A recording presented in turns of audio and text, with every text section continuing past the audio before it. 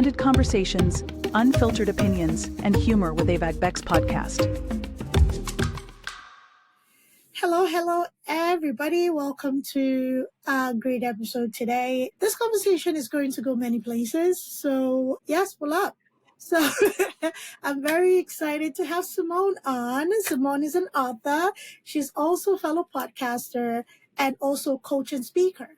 So, we are going to talk about the immigrant experience in America. And if you have a pulse on things, you will know that there's a bit of a disconnect. There's a bit of a fractured conversation or fractured relationship. And it is something that we're going to talk about the whole experience, coming to America from another country, expectations versus reality, everything, all of the things that encompasses that experience. So please give a warm welcome to Simone. Hi, Simone. Hi there. Thank you for having me. It's a pleasure to join you. Thank you. So, Simone, you're an author, and your book addresses the immigrant experience in America. If you can give us an overview of the book and what led you to write this book. Sure. So it's called Decoding America, the immigrant experience. And so it came out of my own personal journey as an immigrant from Jamaica, an Afro-Caribbean person, new to the U.S. 2 decades ago, and just trying to make sense of what is this new place that I've now found myself in. I don't fit in. I'm losing my sense of belonging when I go outside of my family, not really connecting, not really sure who's my group. You're not really welcomed in by people who look like you, right? And it was just, and then the narrative towards immigrants in the general press was so concerning. And so I wanted to just write and started the podcast out of that, to have the conversation, to see what are the experiences of other immigrants around the US and around the world, because I've interviewed people living in Germany, living in the UK. So lots of movements across the globe. I'm talking to people about what their experience is when they move to a new country. The focus generally has been on adjustment challenges, such as how culture shock affects you. I mean, the research talks about the impact being on mild depression to fatal self-harm. It's pretty serious for people who are moving into new places and not being able to decode it and adjust well and find their footing, when they arrive. So the book is a lot about my own personal journey, some snippets from some of the interviews I've had over the last 3 years of interviewing immigrant Americans, and just really talking about what is this place? How do you decode America, and how do you thrive here? Not just struggle and limp along, but how do you really decode this place so you know what you're dealing with and how to then respond and to thrive and to build a life here in this country.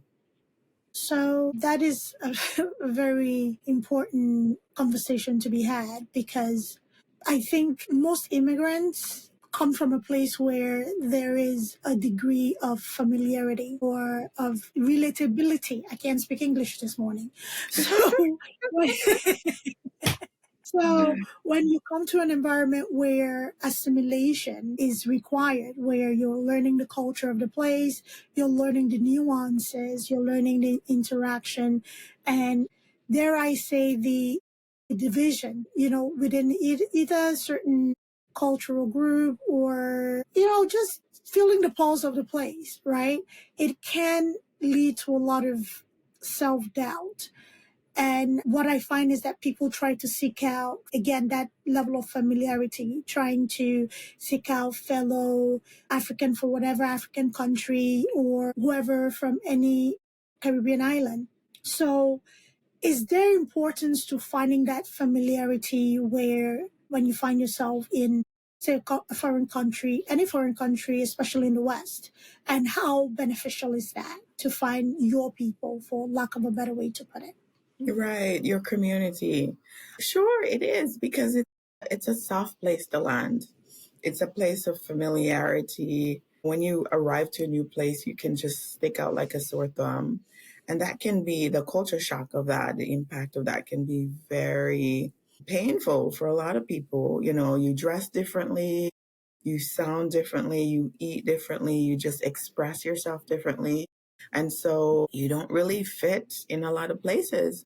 So when you can find your community or some people that are familiar and you can just find places where you can just relax and be yourself and communicate from that place, it's very important.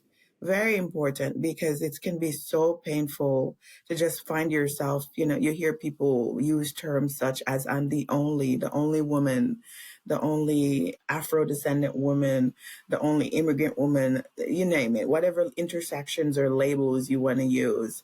That can be painful for anybody who's existing in that intersection, right? You just constantly feel like you need to be code switching. There's really no place where you can just let your hair down and so forth. So that's so important for you to find your community wherever you are around the world, or as close to it as you can find, where you can feel some innate trust, security, safety, wherever you are. Because if you're traveling abroad, you're going to find, do I know anybody over there? So I can hear what has their experience been in this country, so they can tell me what are safe taxis or forms of transportation to use, what are places not to go, what are places to be cautious about. You're always looking to find a familiar face and somebody that you trust on the ground wherever you go. And so it's important to identify that whenever you move abroad. Yeah. Okay. So how important is educating yourself about whatever area you're moving to, doing your own education? Because one of the pitfalls that we find ourselves is the assumption, okay, or expectation that there will be general acceptance, which is usually not the case, right? So how important is it to be very intuitive and understanding the landscape where you find yourself and to educate yourself of the nuances within that particular community so you don't fall into the common pitfalls of finding yourself or assuming that you're accepted and finding yourself in a place where safety can be compromised. Yes, it's essential, essential, essential. I remember having a conversation with one of my podcast guests, and we both came to the idea that immigrants coming from different places need to have you know how you would say your major in undergrad, you need to have a minor in either immigration or the country that you're moving to. You need to do as much reading and research as possible, educate yourself about the political system, the social scene, social issues that are on the ground. What is it like for people that look like you in that place so that you know ahead of time? Because I heard of a story of another Afro-Caribbean person in the Philadelphia or Pennsylvania area who was working at some place and just became friends with some people who were opposite what looks like him. They were not Afro-Caribbean. And he trusted them. The guy ended up being shot in the back when he went on a trip to a cabin. They invited him. It was in the newspaper. And these are some very serious situations you can find yourself when it comes to discrimination, racial issues, racial tensions among the different groups. So believe me, over the years, I have found myself in social places or scenes or where I was unsafe and I didn't even recognize or know it. You were among people who looked like you, but they didn't accept you. They had their own code of operation. And in my book, I say not all skin folk are kinfolk, right? And this is a very interesting place in the US to be living, the tension among different groups. And even within the African diaspora here in the US, there's so many different codes and ways of operating, and people who are just not allies. Don't assume that because someone looks like you that they're going to have your back or that they're going to clue you in on what the social scene is in that particular place. And we were just having a conversation prior to hitting the recording button about a specific scene that's going on here within the in the US. People would use the term Black, in outside of the US, people would say the African diaspora, and the pitfalls you can get into when you assume that everybody that looks like you is for you. It's so important for you to educate yourself. And it's sometimes impossible for you to know everything. However, as much as you can, be observant, ask questions, watch people's behaviors, and follow, like I like to listen to my body. And a lot of times your body will tell you when you're unsafe, your gut feeling, your intuition. But sometimes I get it wrong. But I've just noticed over the time, particularly when I was like in the DC area and finding myself among certain groups, and it was just so painful for me, like these people's behavior, and just coming into this whole idea of which we were talking about recently, just before we started the recording button, for people who look like us, right? It's so important for you to like look up like what these ideas about the foundational Black Americans, what are these African descent of slaves or something like that, and the different groups that people put themselves in. Educate yourself, because you're going to be interacting and assuming that when you use your hard-earned dollar to support a Black business, that you are supporting the Black community, but trust and believe that a lot of them don't see you as one of them. They probably will not support your business or your venture because you're considered immigrant, hyphenated American. And I have seen it. I've experienced it. I felt it in my body. And a lot of times these folks, not everyone now, so you have to be careful about who you're dealing with and make your own personal judgment from person to person. But I've experienced it and could not figure out like what I would go from city to city and just kind of felt the same, like these people were drinking the same teas, like the folks from the Greek life. And I was like, why are they behaving this way with me? Like, what am I giving off? I come in, I want to support. I'm cooking and sharing my Jamaican dishes, very open. I speak to everybody in the office, whether you're pale, pink, red, yellow, I'm talking to everybody. But because they see you speaking to everybody, they they assume that you're not for them because you're being friendly with everybody. And it can be so confusing, because we are raised in cultures that are typically very warm and friendly with people. And so for you to just see somebody who looks like you and they're giving you all this hostility and just negative vibe, it's just crazy. It's so deep. You need to have such a well-versed knowledge and social knowledge and being able to read social cues of the environments that you're entering, and for your own safety, for your own security and safety, and for your own sense of being able to thrive, because don't make any assumptions that people who look like you are going to just be your allies. And that's really sad. It's a really sad conversation, because I've traveled to different countries around the world, and typically people who look like me are warm and friendly. Even I've trusted the wrong people. Don't get me wrong. I've trusted the wrong people overseas who look like me. But it's so ingrained here in the US, and it's very sad, very sad. You know, Yeah. there's been such a number that has been done on our psyche as a people, in the diaspora, and even on the continent, because I've been to the continent, right? I've been to Sierra Leone, I've been to Ghana, and I have experienced other groups from the continental Africans, I call them. And you get mixed vibration. It was my experience in Ghana was very interesting. It was not one that I expected. And in Sierra Leone as well, I was very kind of disappointed with just how a lot of people actually thought that Europeans coming to Africa were their saviors. And it was very disappointing to me. I'm just like, what?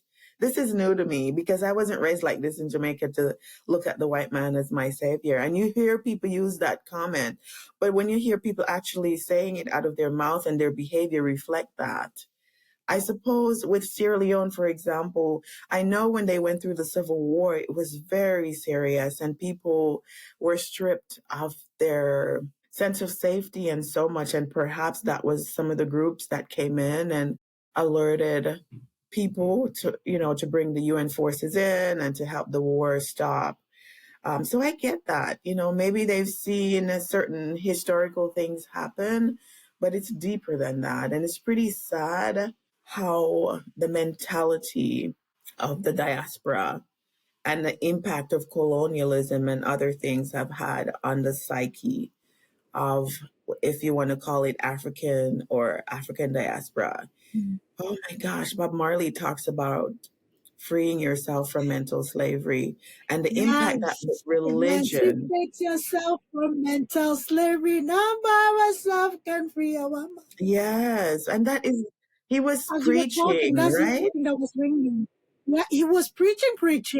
He was preaching, but even the Christian church has been used to tear us up and to form divisions about you. You have this sect of the church or this denomination. I'm better than this sect. I can't talk to Yeah. this sect. I don't like the Rastafarians because they eat a certain way, or they only believe this part of the Bible, or they believe in Haile Selassie. My gosh, people, this is part of the larger, how do I say, the larger thing that keeps us divided, right? Religion, politics, colonialism, and so many other things that have come in and just really sown so much division within the Black community. And people aren't able to really rise above and look at things from a 20,000 feet. When you're in a plane, you can see so much, but it's often important to rise up and just raise your mental space above all that and look at the different pieces of things that are being played and see that, we're not each other's. We might speak different languages, French speaking African diasporic people, Spanish speaking, English speaking. We've been spread so much across the world. And when you go through the African continent, it is so diverse. I mean, in languages and the way people look, skin tones, and all of Yeah. that. But yet, we see so much division among ourselves, and we form different factions and don't really support each other. And it's such a sad conversation. And sometimes you see it and it becomes overwhelming. You're like, will we ever come together as a people? And don't get it wrong though. There's infighting in every group. There's infighting in every diasporic group that you will find. It might not be publicized, but there is infighting. But I think it's about time that we stop all this nonsense, yeah? And my God, yeah, I could go on and on that topic, but it's, at the end of the day, it's essential that you observe, that you listen, that you ask questions, and that you not only stay in the enclave. When you find your community, don't just stay in that enclave, because then you're only among your same people and you don't educate yourself about everybody else outside of that space. And then that's how you become ignorant about the realities of what's going on in the world. True. And then you don't really learn about what's going on in the other parts of the African diaspora and the divisions. So please educate yourself as much as you can, and be safe in your interactions with people as you deal with them on a day-to-day basis. So much to unpack there. Yeah, I just kind of went on I just kind of let my thoughts float out there. No, But I just, absolutely love it. I absolutely love it because there's so much unlearning to do for all of us. When we're talking about the influence of the European war, wasn't just slavery, colonization did a number on us. So you're talking about, the mentality of the white savior mentality. And it's such a big conversation because it did not just start in this century. The reason slavery in America happened is the same representation of a savior complex that was communicated to our ancestors. And because we're trusting people, like the young man you just talked about it in Pennsylvania, we're trusting people. We trusted that, whatever the saviors or the good men were talking about, that they will take care of whoever they were taking. And, come to think of it, if you really dig into the African history, when somebody took on a slave, if we're talking about like the royal family, you become part of that person's family. However, in a servitude, right? In a servitude kind of a way. But it wasn't like what was happening with our Black brothers and sisters that were brought to America, and the atrocities, the hurt, all of that stuff that happened. So, in a sense where, there's a lot of bitterness and a lot of anguish as to why weren't we sent for. In this day and age where we have computers, cameras, and everything is publicized. Okay? What did we have to publicize what was happening back then? It was shore to shore. Whatever happened in the community stayed within the community, right? Other than newspapers or whatever, messages that were not even carried out on time. Juneteenth is celebrated, rightfully so, in this day and age, which was a federal holiday that President Biden put in place. Why would we need a Juneteenth? Yes, because even after the abolishment of slavery, it still took time for that news to get to a certain part of the South, right? So even within the same country, news did not travel that fast. So there's a lot of unlearning we all have to do. And we owe ourselves, all of us, we owe ourselves to learn about each other's pain. We owe ourselves to learn about each other's history, right? So even with the whole complex that you just mentioned, you experienced in Sierra Leone and Ghana, right? It is something that is to be unlearned. How can we unlearn it? Whoever has been enlightened by, either exposure to the Western antics or the antics to sow division, you owe your community that. Educate your community. Do your best. You cannot save everybody. Harriet Tubman left a lot of people. You can't save everybody. But use your voice, use your space. Even within Jamaica, even within all of us. Let's talk about standard of beauty really quickly, right? We've been ingrained to believe that light is nicer, is beautiful, okay? And now people are bleaching their skin to cancerous diagnosis. Make it make sense. But these are the same people tanning every summer. Yes, Laying out in the sun, going to a exactly. tanning bed and all these things. But no. Your melanin, you They have to even get rid of use it. one indoors, like in the wintertime when they can't go tanning. They'll even, Right. I was watching a show yesterday, and to hear this lady said that she's using an indoor tanning that she's applied to her skin while she's inside. And I'm thinking, wow. So I have these conversations with my little one for her because I wasn't raised with a complex about what I look like phenotypically, right? And so it was when I got here, then this whole issue became like in my mental space. And so I want her to be proud of what she looks like. This is how God made her. This is how she's showing up in the world. And don't give up your power to another person to tell you. Anytime you give up your mental space and how you see the world to another person to now control and tell you what place you fit into their social construct and how you should be functioning in relation to them, they're centering themselves in your life, in your house, right? And so it's time for people to just really stop giving up your power. There's a lot of healing from trauma in the African diasporic community that needs to happen, a lot of trauma. And then you find people who have constantly they're so caught in trauma.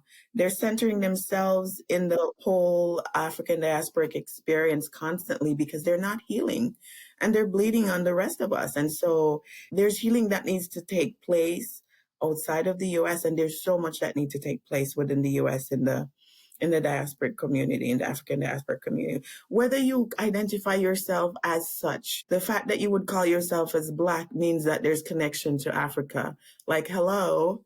So if you want to claim your Native American background and say you have no connection to Africa, why would you be calling yourself Black? Go say that you're Native American, right? If you use Black, then you're basically saying that there's some sort of heritage, the 1/6 or 1/5 or whatever drop of whatever that you have it, and you're identifying that. So this nonsense, this is just stop the nonsense, okay? And this is why I don't really go by identify by skin color, because it's such a diminishing way of looking at who we are as a people, and then using other people's terms to then define ourselves. My gosh, like when is this going to stop? It's painful. I It's don't. I painful don't to think it's going watch. to stop unless we do the work. Unfortunately, there's a lot of work to be done, and unfortunately as well, the labels that we have is the labels that we have. It's kind of like, so what do we do with it?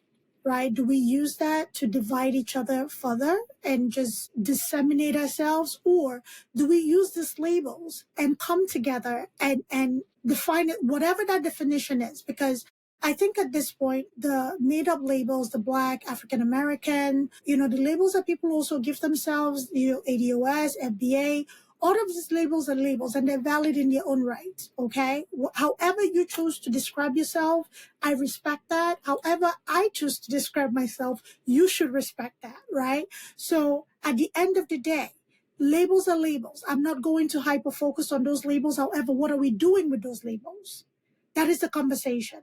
So are we using those labels to divide ourselves further? Or are we using those labels to say, you know what? We have it. What are we going to do with this? Are we going to work together? Are we going to unlearn, all the seeds of division that have been these are centuries worth of seeds of division. Yeah, but We it's in knew other groups ourselves. too. To add perspective, it's in other groups. Because when you think about the Right. caste system that exists in India and how they treat their own people, and them having conversation, I'm in this caste and I'm in this caste, and that means I'm better than you or whatever. And so they have their own issues among themselves too. And I've heard of people talking about when you go to India, what it's really like certain I people who are don't in the have to go lower to caste. India to feel that, sorry to cut you, Simone. I don't have to go to India to experience that. I have experienced the worst racism from Indians, even one that was darker than me.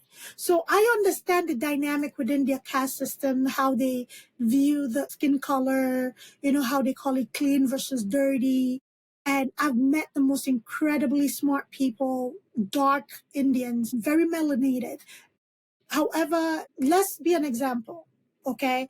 Let people from the African continent and the African American and African diaspora, let us be an example to other people. We lead the charge in other things. We're very smart, intelligent, innovative people, right? Let us innovate our own freedom. Let's do that, right? Let us be an example. It's like, okay, if they can do it, we can do it too. If they can unlearn, we can unlearn too. If they can uphold one another and love one another and get to understand where the trauma is coming from. And, the perpetual victimhood is not working anymore.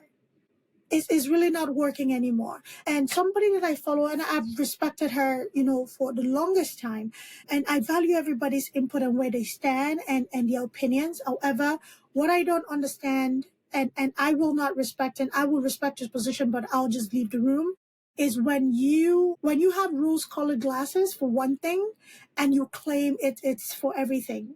Oh, I'm not going to cuddle people's feelings. However, you're calling out behaviors, right? You are demonizing a set of people as leeches or whatever, just because, right? But, the xenophobia is happening on your platform and you're supporting it. And are you also saying, okay, guys, I think we've taken this too far? No, you have not. So, and you're talking about cuddling people's feelings because they're calling you out that you're not addressing things on the platform. Oh, let me reintroduce myself. I don't. Okay, cool.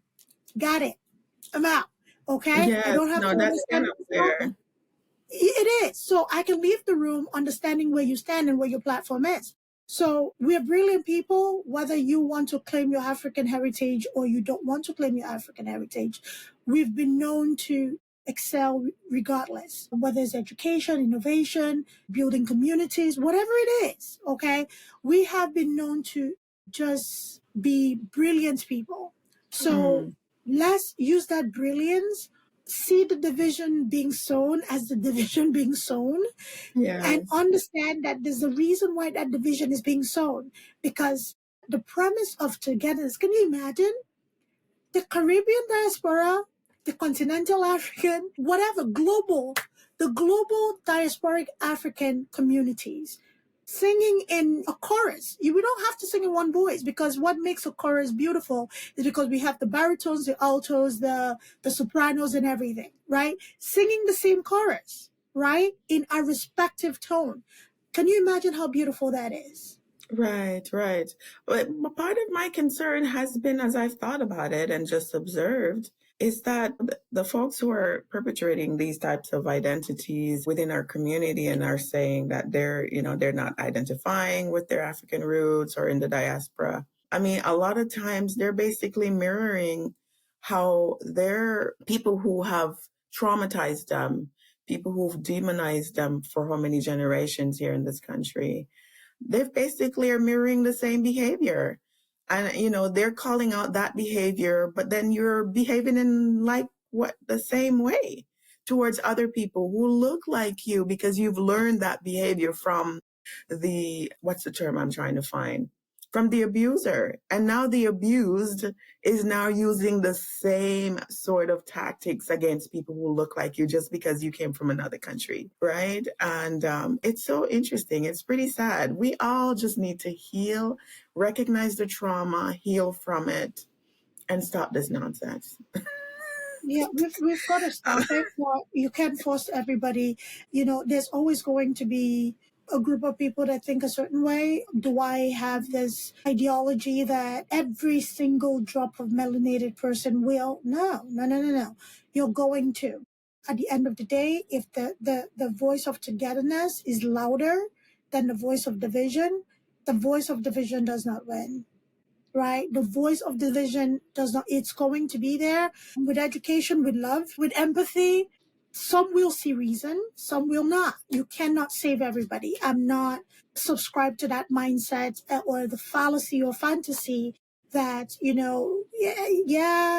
we could, no, I'm not. I know human beings, and I know human being can be very complex. The Mhm. brain can really have you put yourself in a corner and act a certain way towards yourself. And I understand that. However, it brings me great pride when I see people who have unlearned certain aspect of, like you said, the abuser's history, and they have gone on their own journey, whether is exploring further relationship within the African continent or the Caribbean continent, tracing their lineage and doing things in accordance to getting themselves an exposure to who they truly are. That brings me great pride and joy when I see that.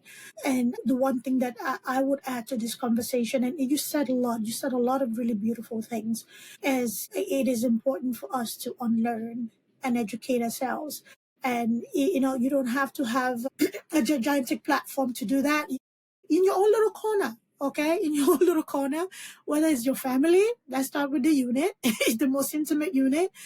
You hear certain conversations, correct it. And Simone and I, again, before we press the record button, we talked about the influences of immigrants who come, and unfortunately the first injection or indoctrination, in a sense, of our perception of our black brothers and sisters is basically the abusers.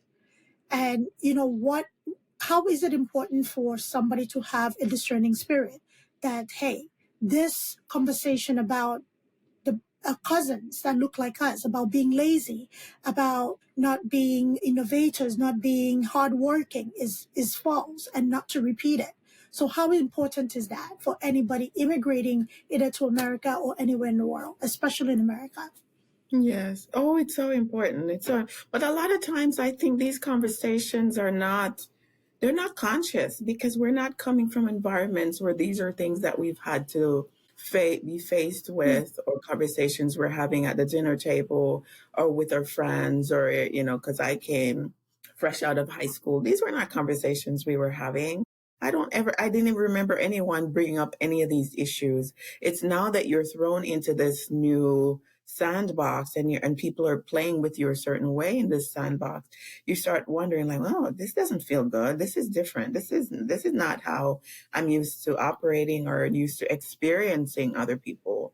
And so you start learning things here. And so the sad part about it is that, in the larger African diasporic experience here in the US, immigrants who come in are not really educated about what the history is. You've seen the battle about what is being taught in school and what exposure. And if it's not taught here in the US, then you know it's not being taught outside of the US. So what knowledge do we even enter after we arrive here with? Very little, if at, and so, a lot of times people pick up biases.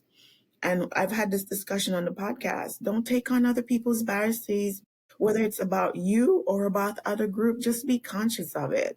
But it's hard at times because my own first experience with certain groups were only that, my own personal one-on-one interaction with you. And I continue to have in every space I go in. I have the same experience from different state to another state. And I'm thinking, this is the only experiential data that I have is how you're treating me. You're not telling me about your trauma. I don't know much about your history, but I'm experiencing you behaving with me this way. So what else do I go away with? Experience is a very powerful data point. And a lot of time immigrants come in and that's the first point of interaction they have is very hostile. But this conversation needs to happen with our brothers and sisters on the other side who've been here for generations, who've been harmed, who've been traumatized. It's a conversation that I've been wanting to have. And I know another sister from Nigeria, actually, I've interviewed her name's Tope. She says she's been trying to bring other women in the diaspora in like a enclosed door meeting and really talk about why do we behave this way with each other? Why do we act this way with each other? And then other immigrant women who can be as hostile towards you because your hair is different. Like I've come across so many crazy expressions from women from different groups who like to put on the table their proximity to whiteness and use it as a weapon. And then people who look like you, oh, my hair is softer than yours, or my skin tone is lighter than yours. And it's it's amazing to watch people using these weapons against other people. And these are like educated people. And you're like, my gosh, so this is what you've picked up from your master's degree as to how you should treat your other brother and sister because something I probably did triggered you. I don't even know what it is, but obviously my behavior, my expression is triggering to you or what you've been taught about me. And so there's biases on both sides, right? There's biases of the people who are entering because they're not educated about what's really going on here in the US. And then they're not educating about the Black experience or the African diasporic experience in other countries either. Like, for example, Jamaica never got reparations, just like people here are trying to fight for their reparations. But we still come in and we pull ourselves up and we do what we need to do to earn. We save. We say no to the name brand stuff. And despite people not wanting to associate with us because they think we're too frugal, we don't wear name brand stuff or we're not driving the flashy cars. We don't get invited into certain groups. We live with that. But guess what? In another generation, you will see changes in our social structure, right? Because we know how to save and we know how to sacrifice. We know how to use this idea of delayed gratification so that we can make sure the next generation is ahead because we come with a plan. So it's a very complex, this whole immigrant experience and being in the African diaspora and the experience that you have of people who look like you and the different complexes that people have about their identities and their connection to you and whether they see you as an ally or whether they're an ally to you. Yeah. It's sad. It really is sad sad at the and end of the day. complex. Yeah, it is. And, you mentioned Jamaicans coming and working hard and, the delayed gratification thing. Nigerians are known.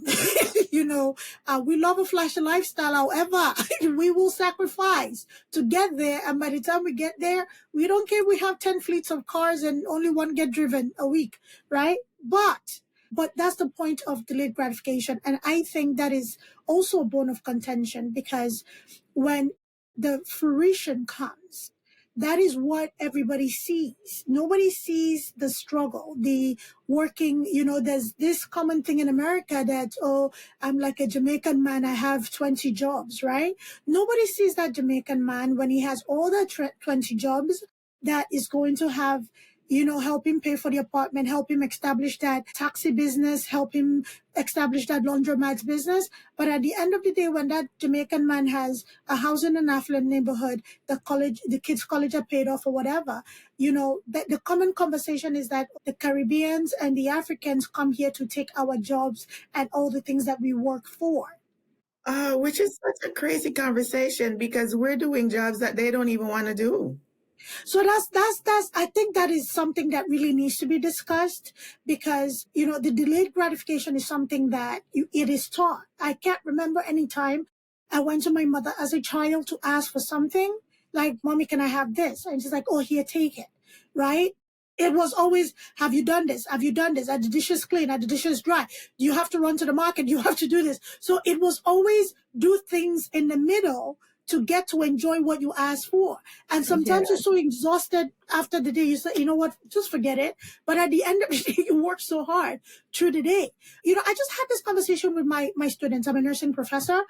And one of my students, and it was just in a group as we're wrapping up clinical. And she's like, Professor, please, I feel like I'm losing my mind. How did you do it? How did you go through nursing school without feeling like you were losing your mind? And you've shared with us that there was a point in your nursing education that you were an adult learner as well. I said, delayed gratification. It's like, oh, the mommy guilt. I feel so guilty when my kids are asking to go to an amusement park or whatever, and I can't take them. And when I say, oh, not right now, it's like, oh, you have to study, and they get all sad.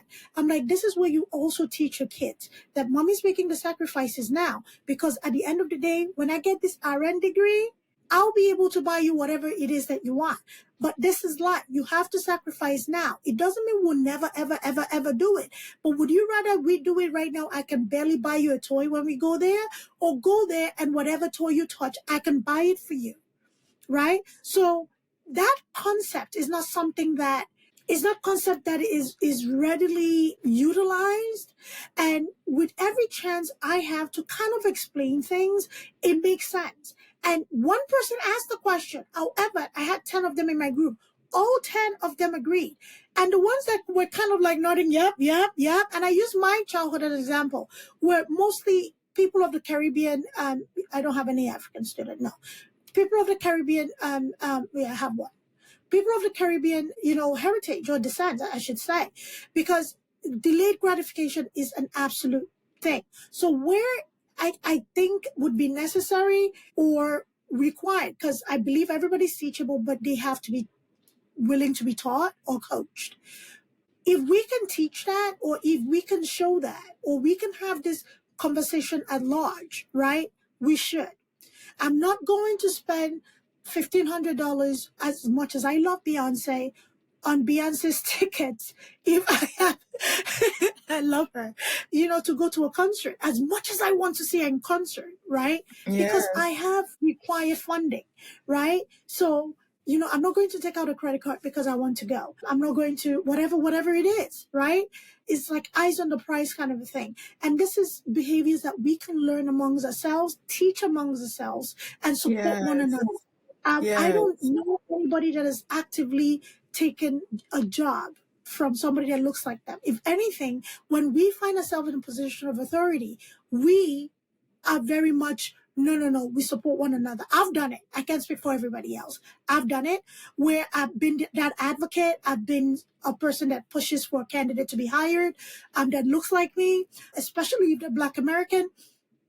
So to take jobs away from people and, not appreciate the efforts of the civil rights leaders or any of those things, I don't know people, not in my circle of people, who actively disrespect that. Right. It's crazy. It's crazy because, I write about this in the book. I want, so two things I wanted to 2 points. I write about this in the book about when I finally understood why there was such a tension between why it appeared that the people who have been here for generations, and if they want to call themselves foundational Black Americans or descendants of slaves in America, why they were just so hostile towards me. And I just didn't get it. It didn't make sense to me. But one of my friends clued me in is, the stats are out there. They're saying that the what is it? Affirmative action spots that are supposed to be theirs at the higher educational institution are being taken by African children, immigrant children of Africans or of Caribbean people. And, it was the civil rights movement that opened the door for the Immigration and Nationality Act to come into play in the 60s. So after the Civil Rights Act was passed, and it was right after that, I think it's President Lyndon who signed the INA that opened the door for all immigrants to be increased in numbers to enter the US. And so, but this is the way the whole structure kind of pits us against each other, because immigrants are coming in just to simply work. They're not coming in. Department of Labor has a lot of jobs posted on their websites that they can't even find local people who are native to the country or with the skills that they require. And if a certain time period passes and they can't find those folks, then they start hiring people from overseas. There's tons of different visas, H-1Bs, H-2As, TNs, different that they fill with people coming from abroad. It's done legally. So take that up with your government or with your policymakers or with the law. Don't blame people who are coming in and who rightly so applied for the job, paid whatever money, tons of money we pay to go through embassies and to get our papers in line and to enter this country legally. The amount of money that is paid to enter into the US and to then come on the ground and then to be faced with this. But that's just the way the system is. It pits people against each other. They feel like we're taking their positions. But take it up with your government. We didn't put this policy or this system in place. Unfortunately, it's just the way it is. But, for those who are coming in who are new, educate yourself about the history of the civil rights movement and when the Immigration and Nationality Act actually got passed in the 60s, and how it opened the door for immigration of everybody else coming into the US, because there's a huge ban prior to that. And I also wanted to talk about a book that I recently read called The Millionaire Next Door. And it talks about literally, I think I see the immigrant experience everywhere, right? The book literally says that the United States constantly needs a new set of immigrant with their energy, with their vigor, with their work ethic to constantly replace the people who are here to keep innovation and this engine going, because of the spending habits and how money leaves families after so many generations. And they talk about how long does it take, for example, an immigrant to become fully Americanized in their behavior. High consumers, they spend more than they are actually taking in, dependent on credit. Yeah. Unable to delay gratification of things, the big vacations, the boats that are on credit and living on credit, right? And it takes new immigrants come in who are used to living off of cash, right? Because the reality is, in a lot of cultures, people have to pay cash up front. Mm-hmm. Credit is not widely used. People don't have access to that type of credit. So if you don't have the money, you don't get it. And so a lot of people are used to using cash to buy things, and they wait until they can afford something until they get it, and they save up. And so that sort of set of behaviors and work ethic that immigrants have is constantly needed to replenish the United States. And the author said, Millionaire Next Door, here I'm bringing it up right now. So it was given the example of a father who was an immigrant who in his first generation in the US worked so hard and was able to become a millionaire, and what habits and behaviors he's passing on to his children. And first generation immigrants tend to want their children to be better off socially, right? In some way, they want them to go to the biggest university, the best university. And so they'll pay for that.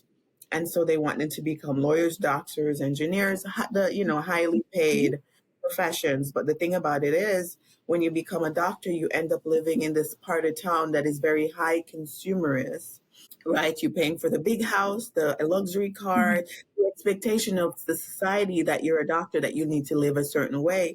And so the research actually shows that these people are not saving, right? They're putting less money aside. And when it comes to looking at how much money that they've actually saved up for their retirement, they're usually You'll be surprised. Check out that book, The Millionaire Next Door. So the book Well, says, how many generations does it take for an ancestry group that today contains 100,000 of the guy who's victors to become Americanized? Only a few. Most move into the American normal range within 1 or 2 generations. This is why America needs a constant flow of immigrants with the courage and the tenacity of this case study, Victor. These immigrants and their immediate offsprings are constantly needed to replace the victors of America, right? Because of their behaviors, their ability to delay gratification, the behaviors that they're coming from other places that don't rely heavily on credit. And so, but check out this book. It gives you such a window into yeah, the spending habits of everyday people who've been here for generations, and how immigrants constantly come in to replenish and add value, and have different behavior types that keeps the yeah. country replenished. And a lot of people might not like hearing that, but that's what the research says. Don't come for me. Just check out the author and the research that's in the Millionaire Next Door. And then the next book. You're Uh, talking about that, and then you said take it up with your government. That is why. That is why. If you look at the group within America, the ADOS and the FBA, they're predominantly conservative. So that is why when you say take it up your government, that is why they absolutely love the current policy of mass deportation. They love the policy of, America first, whatever that means to anybody. So that is why they gravitate towards all those policies that pushes immigration to the back burner. However, with the capitalist society that we live in, is that a reality? Is it going to be just a certain group of people that are pushed out and others brought in? Is it going to be this, wave of, okay, let's back and forth thing. Okay, we're here, then we're suffering. Let's go back on it. Or is it going to be a permanent thing? That is yet to be seen. Right. So the conversation that we've had in this very short time addresses this conservatism ideology and then brings to the forefront the reality of living in America.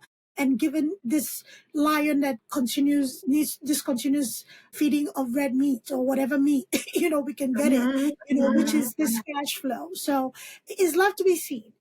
At the end of this conversation, that there are a lot of nuances, and I don't even think we have enough time in the day to continue this conversation No, no, no. But because there's a it's lot so of deep. work. There's a lot of Yeah, work it's a that lot needs of work. to happen in Yes, our own yeah, communities, and awareness and of our mindset, yeah, and how we relate to each other, and biases that we have towards each other. But I'll add some perspective to the whole idea of immigrants coming in to take our people's jobs and the fear. It's not only within the U.S. It's in most countries that opens yes, its door to other immigrants. Whether you have the unskilled workers who come in hmm, to Saudi Arabia or these other rich countries in the East, or in the Caribbean, in the Bahamas, they hire people from other Caribbean islands to do helpers, to yeah, clean their homes, to take care of their babies.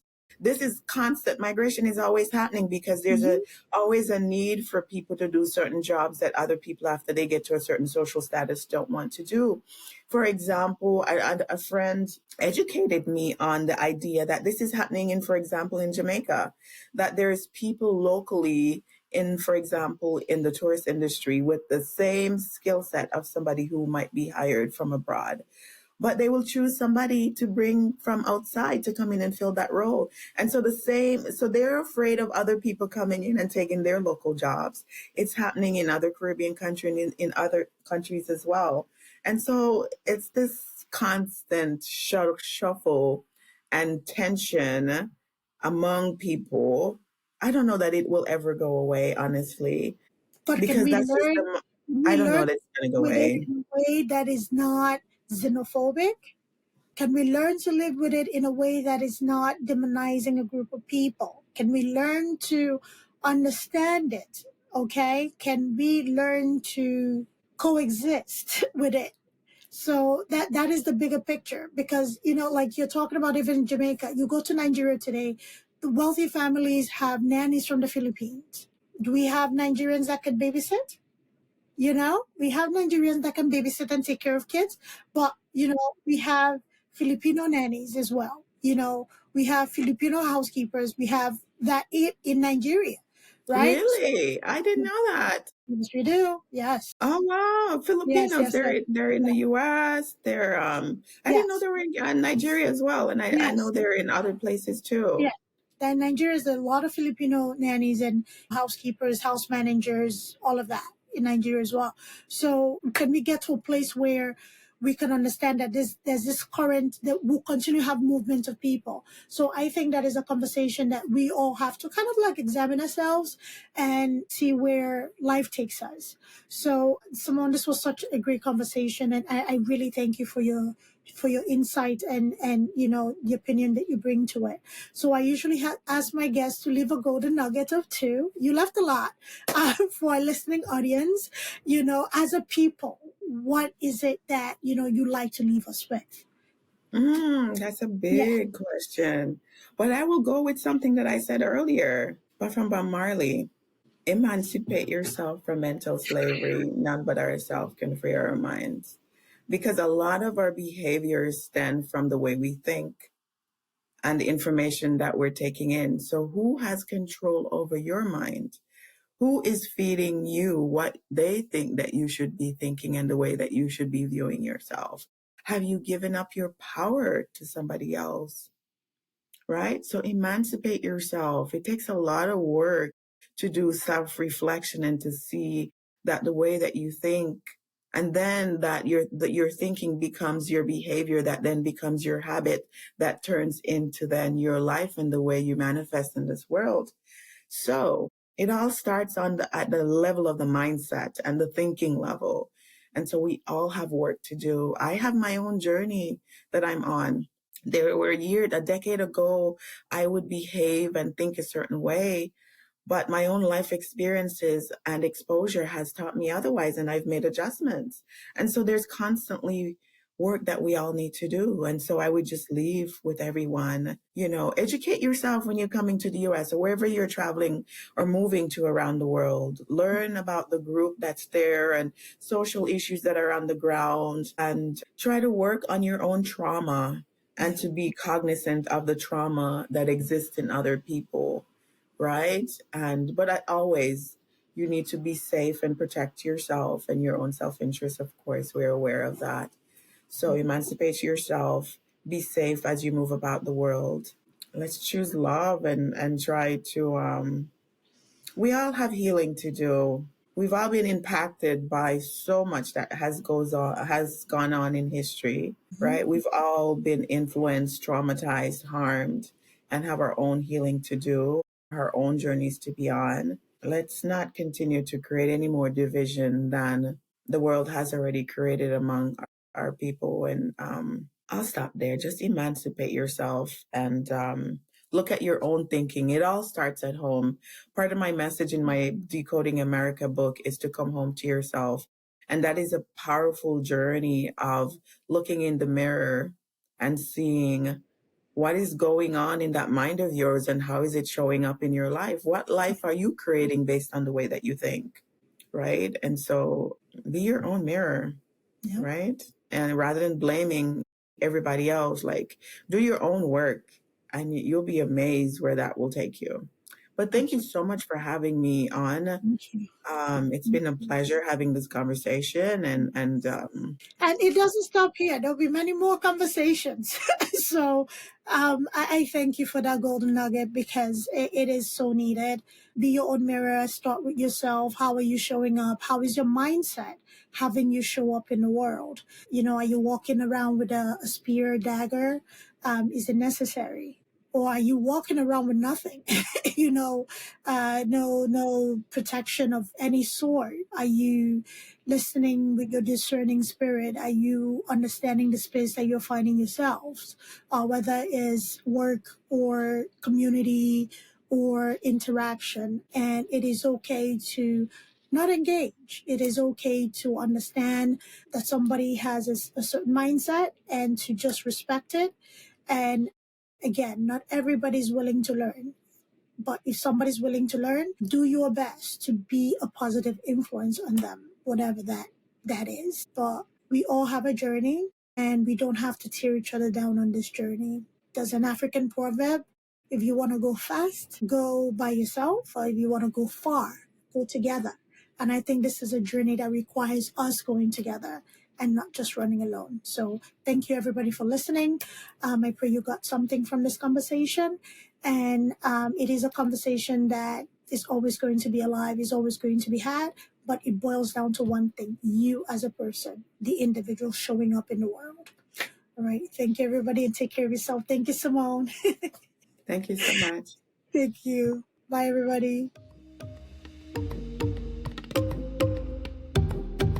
Thanks for tuning in to Avik Beck's podcast. If you enjoyed today's episode, don't forget to subscribe, rate, and leave us a review. It really helps us out. We'd love to hear your thoughts and continue the discussion. So join us on social media or drop us a message. Until next time, keep exploring, stay curious, and keep pushing the boundaries of your world.